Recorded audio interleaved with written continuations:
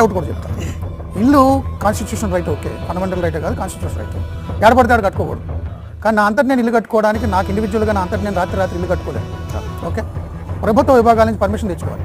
First municipality permission కావాలి, HMDA permission కావాలి. మంచినీటికి సరఫరా కుళాయి వేయాలంటే మీ ప్రభుత్వ విభాగంలో కుళాయి వేయాలి. నాకు కరెంట్ కావాలంటే నీ ప్రభుత్వానికి సంబంధించిన కరెంటు విభాగం నాకు కరెంట్ ఇవ్వాలి. నాకు అప్రోచ్ రోడ్ కావాలంటే మీ వాటర్ రోడ్ ఇవ్వాలి. అన్ని కాగితాలు దస్తావేజులు చూసుకుని అది లీగల్ అంటేనే బ్యాంకు నాకు లోన్ ఇస్తాడు. నాకు బ్యాంకు లోన్ ఇచ్చాడు. ఎవడు బాధ్యత రైతుని ప్రవర్తించాడు? నేనా మీరా? 40 ఏళ్ళు నా లైఫ్ ఇన్వెస్ట్మెంట్ కొంత అమౌంట్ కట్టి మిగిలిన బ్యాంక్ లోన్ తెచ్చుకుని ఈఎంఐలు కట్టుకుని బతుకుతున్న నన్ను దొంగగా చిత్రీకరిస్తే ఈ తప్పు చేయించిన మీరందరూ దొంగలు కాదా, దుర్మార్గులు కాదా, దోపిడీదారులు కదా? మీరు ఉద్యోగం సరిగ్గా నిర్వహించారా? మీరు ఉద్యోగం సరిగ్గా నిర్వహించకుండా మీరు కామన్ మ్యాన్ కొట్టేసి ఇప్పుడు మీరు వచ్చి కొట్టేశారండి. ఓకే, రేపు ఇంకో ప్రభుత్వం వస్తుంది. రేవంత్ రెడ్డి టైంలో నిర్మించిన ఇళ్ళని నేను కొట్టేస్తానంటే తమాషా నా ప్రభుత్వాలు. ఎవరిచ్చాడు పర్మిషన్? ఎందుకు ఇచ్చారు పర్మిషన్? అన్ని లక్షల మంది మూసీలో ఇల్లు కడుతుంటే చూస్తూ ఊరుకుంటాయి ప్రభుత్వం, చూస్తూ ఊరుకున్నారు అధికారులు.